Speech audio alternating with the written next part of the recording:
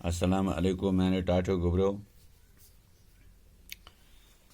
पढ़ान सिविक्स मज what is government आज सवाल इत कन यथ मज what are the two types of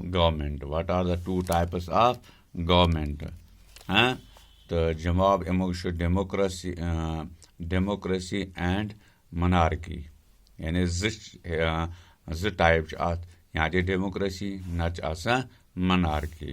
question number 2 mention one distinction between state and government यानी अख फर्क कड़न कत दरमियान स्टेटस तो बे गवर्नमेंटस दरमियान।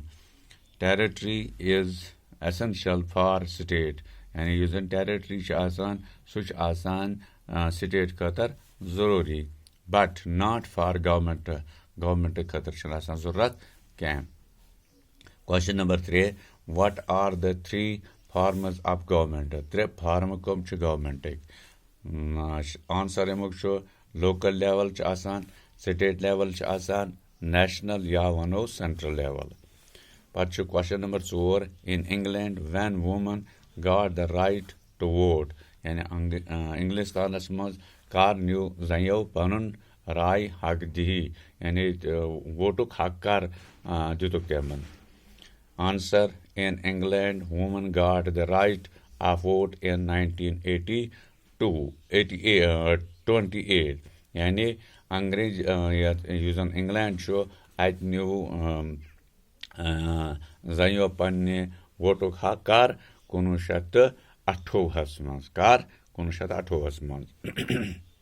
Question number 5 why we need a government अस क्या पेवान जरूरत गवर्नमेंट जवाब अमुक we need a government to make decisions यानी अस पेवान गवर्नमेंट बनावं कम खतर कह फैसले निन खतर एंड गेट थिंग्स डन तो पत् हेकान तमे मुताबिक कम कर।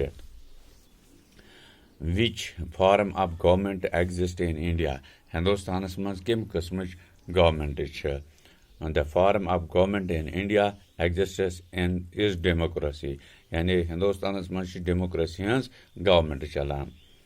Who runs post and rail services in the country दपान कुस रन करान पोस्ट बे रेल सर्विस हिंदुस्तान मज या सैनिस मुल्कस मज। The central government runs the rail services यानी जन हिंदुस्तान मज रेल सर्विस यह करान कुस गवर्नमेंट हाँ करान अत पे रूल यानी यह पकनावान।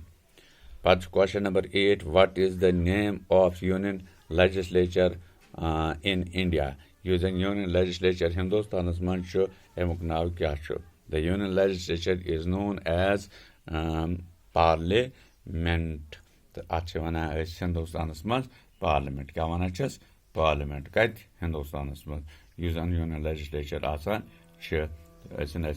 इजाजत इंशाअल्लाह रहमान अम ब्रोह कुन वो क्या सह हावो तुम बशर्ते कि जिंदगी। शुक्रिया।